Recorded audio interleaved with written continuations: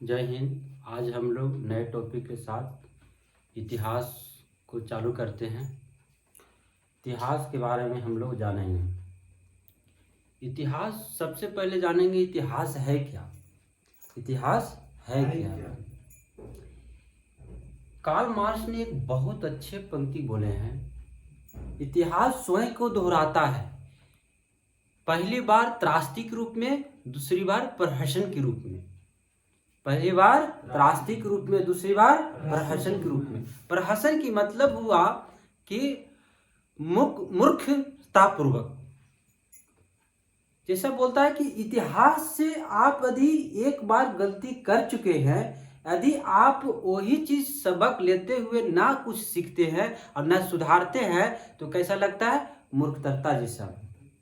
कैसा लगता है? मूर्खता जैसा। तो बोलता है कि इतिहास से आप कुछ सीखिए।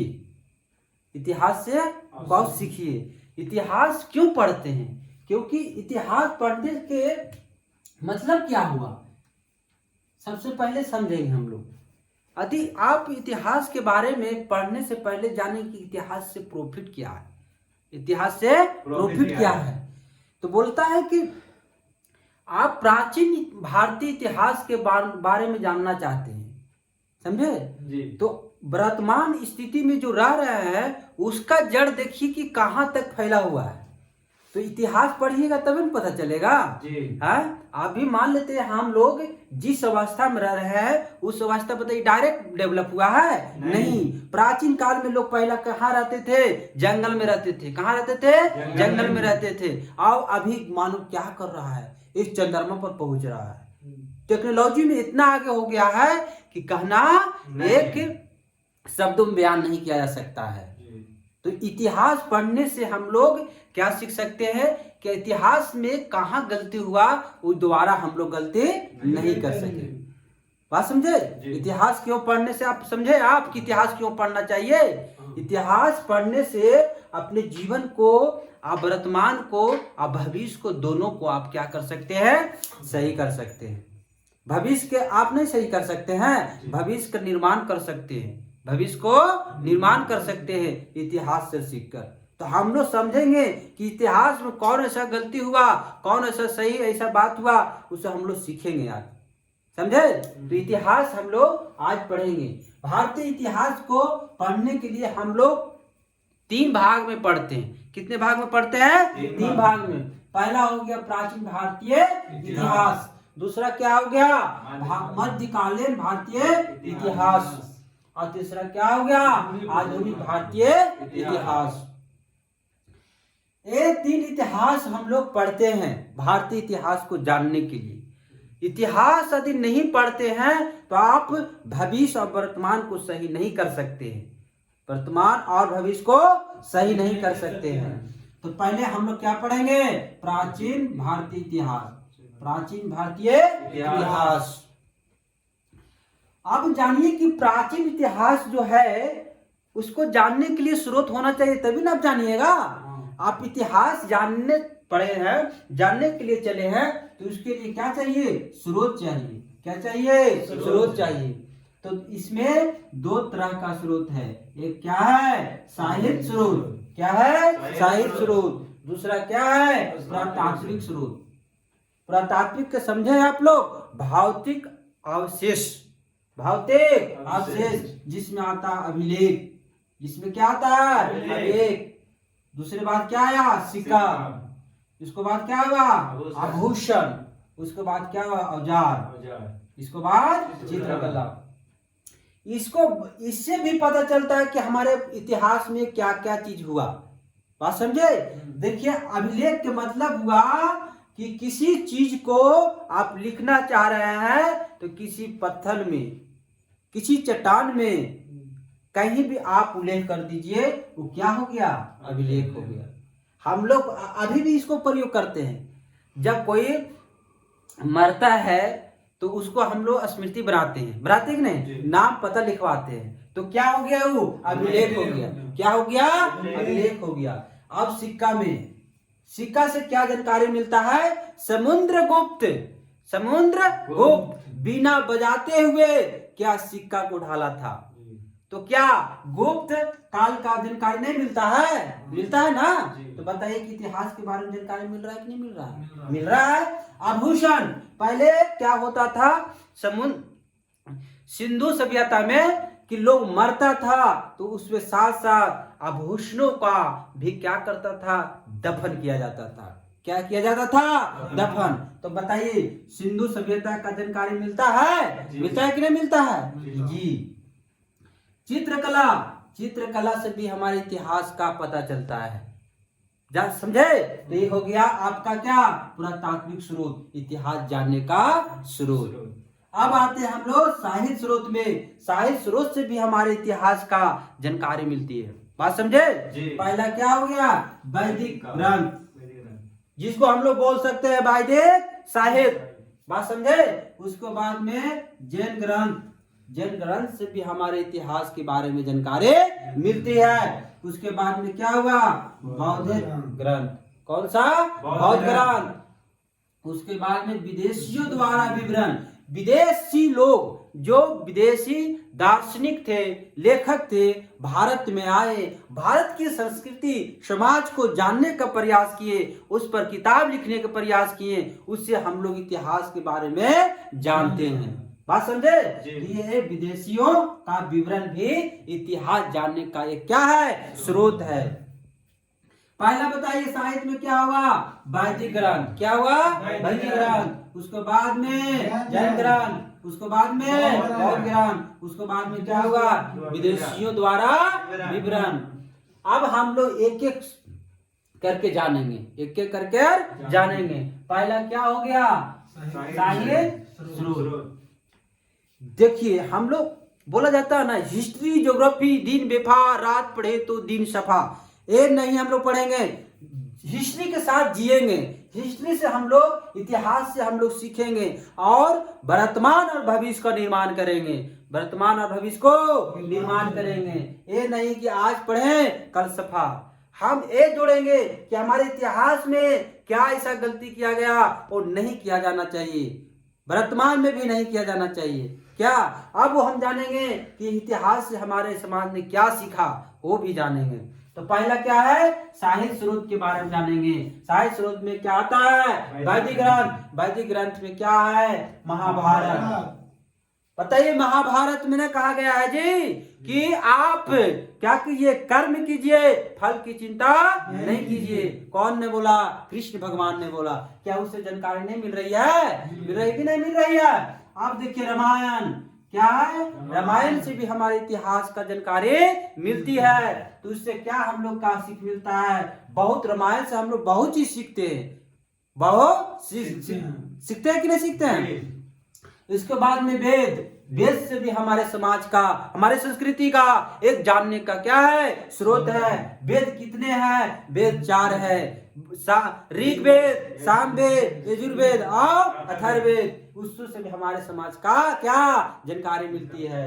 उसके बाद में क्या है, उपनिषद। क्या है, उपनिषद। ये जन्म मरण का इसमें विवरण मिलता है, जन्म मरण का विवरण मिलता है। क्या इतिहास जानने का स्रोत नहीं है? जी है। उसके बाद में क्या है, मनुस्मृति। क्या है, मनुस्मृति। मनुस्मृति बोला जाता है हिंदुओं को सबसे बड़ा कानूनी किताब है। क्या है, कानूनी किताब है। बोला जाता है कि ब्रह्मा का मानस पुत्र मनु ने खुद ही इस किताब को संकलन किया था।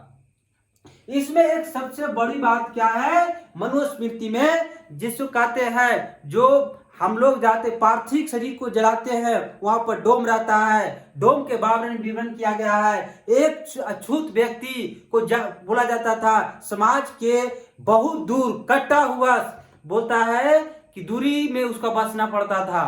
उसको देखने के लिए शुभ माना जाता था। उसको फेंका हुआ बर्तन में खाना पड़ता था। किसमें मिलता है विवरण, मनुस्मृति में। बोलता है जिस रास्ता से गुजरना पड़ता था डोमों का, उसे पहले ढोल बजाकर सभी को साइड कर दिया जाता था, तब उसको पास क्रॉसिंग किया जाता था। उसको देखना अशुभ माना जाता था। किसमें? मनुस्मृति में। किसमें? मनुस्मृति में। बताइए समाज में गलती हो रहा था कि नहीं हो रहा था? बताइए कि चंडाल एक आदमी नहीं है, आदमी है ना? तो किसमें विवरण मिल रहा है? मनुस्मृति में। क्या इतिहास से हम लोग नहीं सीख सकते हैं? बताइए अभी समाज में हमारे सुधार हुआ है कि नहीं हुआ है? तो कितना बताइए, अनुच्छेद कितने में? 17 में। 17 में क्या कहा गया? किसी आदमी से छुआछूत नहीं कर सकते हैं। क्या इतिहास नहीं सीखा हुआ है? जी।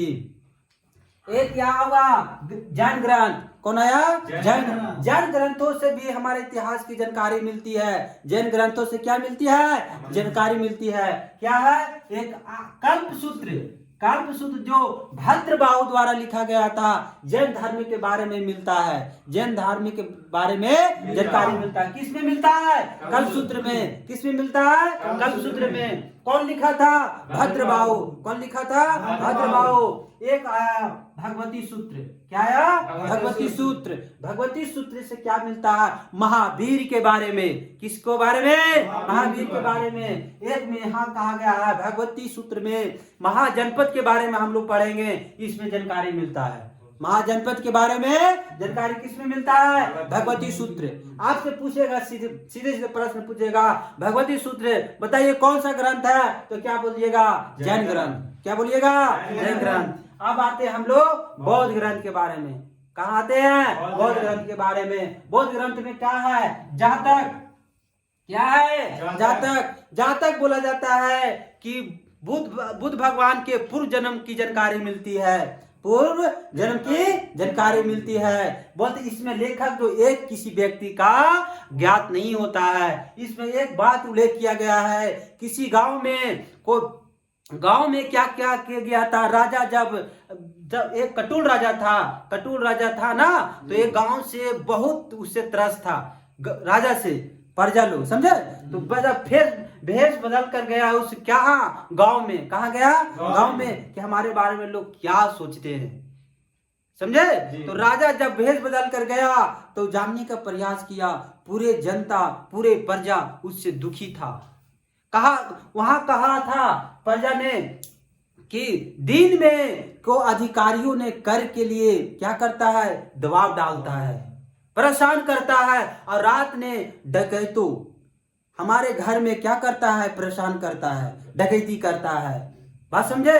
कर में इतना वृद्धि कर दिया गया था कि देने के लिए समर्थ नहीं था। वो खुद ही घर छोड़कर जंगल में चला जाता था।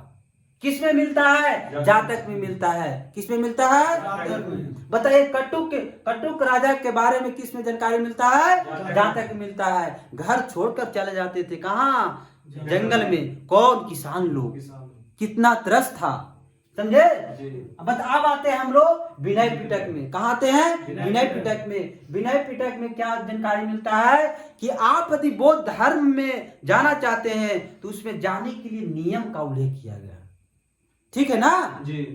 अब आते हैं सूत पिटक में। सूत पिटक में कहा गया है कि धार्मिक जो भी हमारे बुद्ध गौतम ने उपदेश दिया है, इसी में उल्लेख किया गया है। आपसे पूछा जाएगा सूत पिटक क्या, उसमें क्या उल्लेख किया गया है? तो क्या कहिएगा? गौतम बुद्ध द्वारा दिया गया उपदेश किसमें उल्लेख किया गया है? सूत पिटक में। अब इसमें सबसे बड़ा परेशानी करता है अभिधान पिटक। अभिधान पिटक क्या है? कोई भी टीचर है इसको गहराई से नहीं पढ़ाता, नहीं समझाता। एक समझने वाली बात है, अभिधान पिटक में बौद्ध धर्म का दर्शन मिलता है। इसमें कहा गया है, दार्शनिकों द्वारा इसमें विश्लेषण किया गया है कि बताइए कौन ऐसा काम किया जाए कि एक साधारण से साधारण व्यक्ति एक बेहतर आदमी बन सके। इसमें उल्लेख किया गया है। दार्शनिकों द्वारा क्या गया? विश्लेषण किया गया है। जैसे मन का कंट्रोल करना है, किस तरह करना है, तो इसमें उल्लेख किया गया है। अपने शरीर को स्वस्थ रखना है, कैसे रखना है, किसमें उल्लेख किया गया? अभिधान पिटक में। समझे? ये बताइए कि ये सब जो आपको बताए हैं, क्या इतिहास को जानने का स्रोत नहीं है? यह क्या इससे हम लोग इतिहास को नहीं जान रहे हैं? जान रहे हैं। अब आते हैं विदेशियों द्वारा विवरण। विदेशियों द्वारा विवरण। इसमें कहा गया है हेरोडोटस, आप सुने हुए हेरोडोटस इतिहास का पिता बोला जाता है। इतिहास का पिता। बताइए इतिहास का पिता किसको बोलते हैं? हेरोडोटस को। इतिहास का पिता किसको बोलते हैं? हेरोडोटस को। एक पुस्तक लिखा हिस्टोरिका। क्या लिखा? हिस्टोरिका। याद रहेगा ना जी।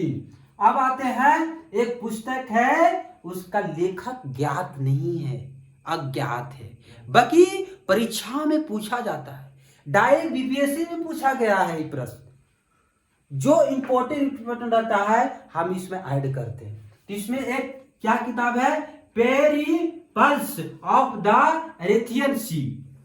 एक बार आप भी बोलिए पेरिपल्स ऑफ द एरेथियन सी। बोलिए पेरिपल्स ऑफ द एरेथियन सी। इसमें उल्लेख क्या किया गया है कि भारतीय बंदरगाह और व्यापारी जो यूरोप और भारत के बीच में जो संबंध था व्यापार का करने का, इसमें उल्लेख किया गया। लाल सागर का नाम सुने होंगे, भारत से व्यापार किया जाता था लाल सागर से। तो किस में उल्लेख किया गया है? Periplus of the Erythraean. इसमें दक्षिण भारत का भी उल्लेख किया गया है। हमारे जो दक्षिण भारत है ना, इसमें उल्लेख किया गया। क्या लेखक ज्ञात है? नहीं। ज्ञात है? नहीं। अब आते हैं टोलमी। टोलमी एक क्या है? लेखक, जो क्या लिखा था? जो ज्योग्राफी लिखा था ना। कब लिखा था? 150 ईस्वी में। भारतीय जो भी आपका फिजिकल दिखाई देता है इसमें विवरण मिलता है। भारत के बारे में विवरण किसमें मिलता है? ज्योग्राफिकल। कौन लिखा था? टोलमी। अब था कहाँ के? यूनानी, यूरोप। कहाँ के था? यूनानी का था। इसको बाद में एक आया प्लिनी, जो कौन क्या चीज लिखे हैं? इसका नेचुरल से हिस्टोरिका। नेचुरल है ना जी। कौन लिखा? प्लिनी। एक कहाँ का था? रोमन का था। कहाँ का था? रोमन का था। कहाँ का था? रोमन का था। एक आया फाहियान, एक चीनी, चाइना का। कहाँ का? चाइना का। एक पर्यटक था। बौद्ध धर्म का दर्शन जो होता है ना, घूमने के लिए आया था, समझे? बौद्ध धर्म का जो भी यहाँ पे लिपि था या दस्तावेज था, उसको संगठन करने के लिए आया था, एकरा करके उसको जानकारी और इकट्ठा कर सके। ठीक है ना? बताइए किसके दरबार में आया था? चंद्रगुप्त मौर्य। चंद्रगुप्त मौर्य द्वितीय बोल सकते हैं। चंद्रगुप्त मौर्य क्या? द्वितीय। चंद्रगुप्त है ना जी, द्वितीय। एक किताब लिखा था, किताब का क्या नाम था? फूको की। कौन? फाहियान। इसमें सबसे बड़ी बात है, फाहियान आया, पूरा विवरण लिया, नालंदा विश्वविद्यालय में गया भी, और यहाँ का जितना भी संस्कृति था, समाज का जो भी था रीति रिवाज, उसको जानने का प्रयास किया। एक प्रश्न पूछता है, कौन ऐसा चीनी पर्यटक था जो भारत के भूमि से आया और भूमि के हिसाब से लौट गया? मतलब समझे? नहीं समझे? जैसे मान लेते हैं कि आपका ये भारत है और भारत के इस दिशा से आया और यहाँ पर जो भी इकट्ठा करना था कर लिया, इसी के रास्ते से घूम गया। समझे जी? बताइए कि समुद्र में क्या गया? नहीं गया। समुद्र में गया? नहीं गया। इसी से दिशा से आया, इसी में घूम गया। कब आया? पश्चिमी शताब्दी में। पश्चिमी शताब्दी में एक आया हेनसो। उसका दूसरा नाम क्या है पता है? दूसरा नाम भी एग्जाम में पूछ देता है। क्या है? Yuan Chwang. एक पुस्तक लिखा था सीयूकी।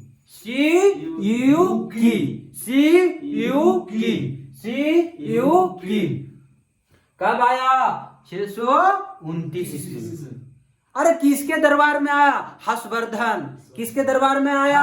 हर्षवर्धन के दरबार में आया। कब तक रहा? 645 तक। 12 से 15 साल तक रहा। पढ़ते पढ़ते नालंदा विश्वविद्यालय में एक स्टूडेंट से शिक्षक बन गया। स्टूडेंट से क्या बन गया? शिक्षक बन गया। 12 साल तक रहा। क्या किया पता है? उत्तरी भारत से दक्षिणी भारत तक जितना था सब विवरण लिया और समुद्र से लौटा। आया था इस दिशा से, लौट रहा किस दिशा से? समुद्र की दिशा से।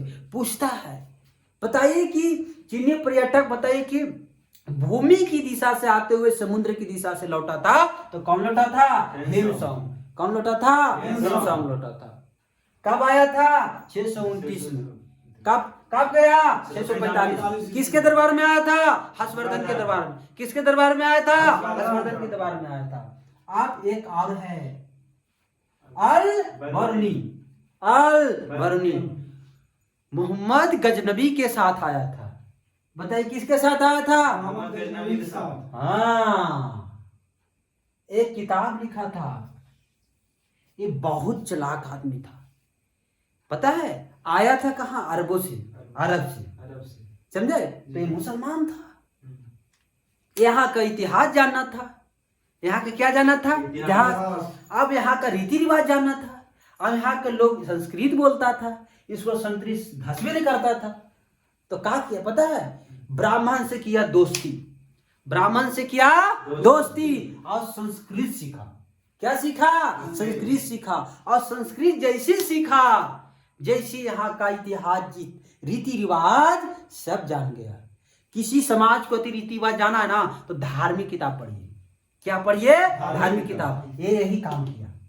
संस्कृत पढ़ा सुना फिर उसको बाद में यहाँ का समाज को समझने लगा। बात समझे? और वही किताब को फारसी में अनुवाद कर दिया।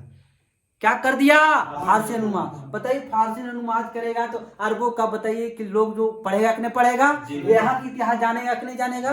जानेगा ना जी। जी तो कौन था? अल-बरूनी। कौन था? अल-बरूनी। एक और है, वो फ्रांस से आया था। उसको उल्लेख करना बहुत जरूरी है कि हमारे इतिहास में एक क्या है? बर्नियर। बर्नियर आया था फ्रांस से। कहां से आया था? फ्रांस से। 18वीं शताब्दी में कहां आया? भारत में आया। भारत के रीति रिवाज को जाना। एक सबसे बड़ा अपनी किताब में लिखते हैं। क्या लिखते हैं पता है? लाहौर की एक लड़की, 12 साल की लड़की, उसको पति मर जाते हैं। पता है? पति के साथ जला दिया जाता है। सती प्रथा को देखा, आंखों से देखा। इतना बड़ा विवरण लिखा कि बताइए 4 ब्राह्मण, एक बूढ़ी महिला, उस पृथ्वी के शरीर पर उसको बांधकर जिंदे जला दिया गया। सती प्रथा के उल्लेख किसने कौन किया? बर्नियर ने किया। सिर्फ 12 साल की लड़की को। ये हमारा देश का इतिहास था। बताइए क्या है संस्कृति? सती प्रथा कितनी बड़ी कृतियां। ये समाज को बढ़ने देता नहीं। क्या समाज में अभी है? नहीं। वो गलती था। वो हमने इतिहास से सीखा। किससे सीखा? इतिहास से सीखा। उसको सुधारने का प्रयास किए। सती प्रथा कब खत्म किया गया? 1829 में। 1829 में। तो इतिहास से हम लोग सीख रहे हैं कि नहीं सीख रहे हैं? क्या इतिहास को जानना जरूरी है कि नहीं? क्या पढ़ने के हिसाब से नहीं, नॉलेज के हिसाब से भी, समाज के हिसाब से भी, समाज को जानने के हिसाब से भी। क्या समझे? ये सब जितना भी हम लोग पढ़े तो क्या था? एक प्राचीन इतिहास को जानने का स्रोत। जब तक स्रोत न रहेगा तब तक आप इतिहास को जानिएगा कैसे? बात समझे? आपको हम बताए कि किस तरह से गांव के लोगों को परेशान किया जाता था। किस लोगों को परेशान किया जाता था कर लेने के लिए। कर बढ़ाने मतलब कर इतना बढ़ा दिया जाता था कि गांव छोड़ के लोग चल जाते थे। समझे? तो एक बार हम लोग रिपीटेशन कर लेते हैं। क्या कर लेते हैं? रिपीटेशन कर लेते हैं। आप लोग का पूर्ण विश्वास है कि याद हो गया होगा जी। याद हो गया होगा कि नहीं हो गया? चलिए एक बार आप हम लोग रिपीटेशन करते हैं। बताइए भारतीय इतिहास को कितने भाग में बांटा गया है? 3 भाग में। बताइए कौन कौन? प्राचीन भारतीय इतिहास। बताइए दूसरा, बताइए मध्यकालीन भारतीय इतिहास। तीसरा बताइए आधुनिक भारतीय इतिहास। उस पहले हम लोग क्या पढ़ रहे थे? प्राचीन भारतीय इतिहास। बताइए इसका स्रोत क्या है? साहित्य और पुरातात्विक। बताइए पुरातात्व में क्या जाने? अभिलेख, उसके बाद में सिक्का, उसके बाद में आभूषण, उसके बाद में औजार, उसके बाद में चित्रकला। यदि इतना चीज आता है तो आप क्या है? पुरातात्विक स्रोत है। ये अगली क्लास में पढ़ेंगे, इसको भी पढ़ेंगे कि हमारे अभिलेख कहाँ कहाँ पे है, उसके बारे में क्या क्या स्रोत, क्या क्या जानकारी दिया गया है। शाही स्रोत में हमने पढ़े वैदिक ग्रंथ। क्या पढ़े? वैदिक ग्रंथ। वैदिक ग्रंथ में क्या आया? महाभारत, रामायण, उपनिषद, वेद, उपनिषद और वेद और मनुस्मृति। मनुस्मृति में क्या उल्लेख किया गया है? क्या पता है ना? एक चंडाल के बारे में उल्लेख किया गया है। क्या चंडाल को देखना शुभ माना जाता था? नहीं, अशुभ माना जाता था। समझे? समाज में रहता था नहीं, समाज से दूर रहता था। फेंका हुआ बर्तनों में क्या करता था? खाता था, और फेंका हुआ वस्त्र को पहनता था। फिर आया क्या? वो जैन ग्रंथ। क्या आया? जैन ग्रंथ। जैन ग्रंथ में क्या है? कल्पसूत्र, जो प्रथम बौद्ध जैन ग्रंथ के बारे में की जानकारी मिलती है। बताइए कौन लिखा था? भद्रबाहु। कौन लिखा? भद्रबाहु। बताइए दूसरा क्या है? भगवती सूत्र। भगवती सूत्र। बताइए इसको में क्या जानकारी मिलता है? महावीर के बारे में। किसके बारे में? महावीर। और महाजनपद के बारे में। महाजनपद के बारे में। उसके बाद में आया बौद्ध ग्रंथ। क्या आया? बौद्ध ग्रंथ। बौद्ध ग्रंथ में क्या आया? जातक। क्या आया? जातक। बताइए राजा से परेशान होकर को जंगलों में भागता था कौन? गांव के लोग। गांव का किसान जो था ना, कहाँ भाग जाता था? जंगल में। क्यों भाग जाता था? क्योंकि दिन में कौन? अधिकारियों ने परेशान करता था, रात को डकैतों ने, चोरों ने। तो परेशान होकर कहाँ जाएगा? जंगल में। किसमें उल्लेख किया गया है? जातक में। किसमें उल्लेख किया गया है? जातक में। उसके बाद विनय पिटक। विनय पिटक में कहा किया है क्या? कि आप विनय होकर आप बौद्ध धर्म में क्या कीजिएगा? प्रवेश कीजिएगा। प्रवेश करने के लिए तो कोई विधि होना चाहिए, कोई नियम होना चाहिए। तो किसमें उल्लेख किया गया है? विनय पिटक में। सुत्त पिटक में क्या कहा गया है? बौद्ध गौतम बुद्ध जो भी उपदेश दिए हैं, किसमें उल्लेख किया गया है? सुत्त पिटक में। अब बताइए अभिधान पिटक में क्या किया गया है? बौद्ध दर्शन का उल्लेख किया गया है। ये समझे? फिर उसके बाद में हम लोग क्या आए? विदेशियों का विवरण। विदेशी विवरण में क्या आया? पता है इतिहास का पिता किसको बोलते हैं? तो क्या था? हेरोडोटस के। हेरोडोटस में कौन किताब लिखा था? हिस्टोरिका। कौन लिखा था? हिस्टोरिका।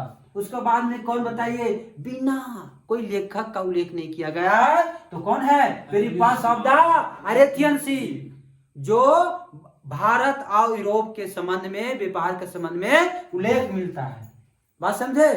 किससे? बताइए लाल सागर से व्यापार किया जाता था। किससे किया जाता था? लाल सागर से किया जाता था। टॉलमी ने कौन किताब लिखा? ज्योग्राफी। कौन लिखा? ज्योग्राफी। कब लिखा? 150 ईस्वी में। बात समझे? एक आया क्या? प्लिनी, जो कहाँ के था? रोमन का था। कहाँ के था? रोमन का था। जो कौन किताब लिखा?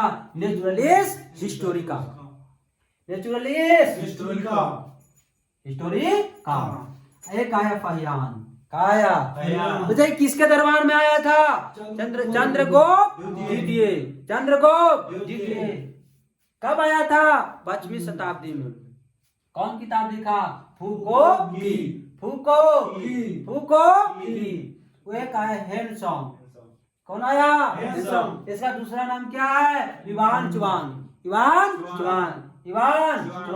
बताइए कौन किताब लिखा था? सीयू की। बताइए कब आया था? 629 में। कब आया था? गया कब? कब तक रहा था? 12 साल रहा था। बताइए पढ़ते पढ़ते क्या बन गया था? टीचर बन गया था। कहाँ? नालंदा विश्वविद्यालय। कहाँ? नालंदा विश्वविद्यालय। एक कौन आया था? अल बरूनी। कहाँ के था? अरब के था। कहाँ के? अरब के रहा। बताइए कौन किताब लिखा था? किताबुन हिंद। इससे भी हमारे भारतीय संस्कृति का जानकारी मिलती है। ठीक है, ये रहा आपका भारतीय इतिहास का जानने का शुरू, जो आप प्राचीन भारतीय इतिहास के बारे में जान सकते हैं। आपसे रिक्वेस्ट है कि आप इस क्लास को देखे होंगे, देखने के बाद देखिए कि हमारे मन में, हमारे स्मृति में, हमारे बुद्धि में कितना ये चीज प्रवेश किया। आप खुद से मूल्यांकन कर सकते हैं। मूल्यांकन करने के लिए एक पेपर और एक पेन लीजिए और वीडियो को बंद करिए और खुद से लिखने का प्रयास कीजिए कि हमने इतना समय दिया, क्या इससे निकला, हमें आउटपुट क्या आया। यदि आप 10 क्वेश्चन में यदि आप 5 भी अटेम्प्ट करते हैं, यदि खुद से लिखते हैं, समझिए आपका समय सार्थक रहा। तो एक अभी जस्ट आप एक पेज निकालिए, एक पेन निकालिए और खुद लिखने का प्रयास कीजिए।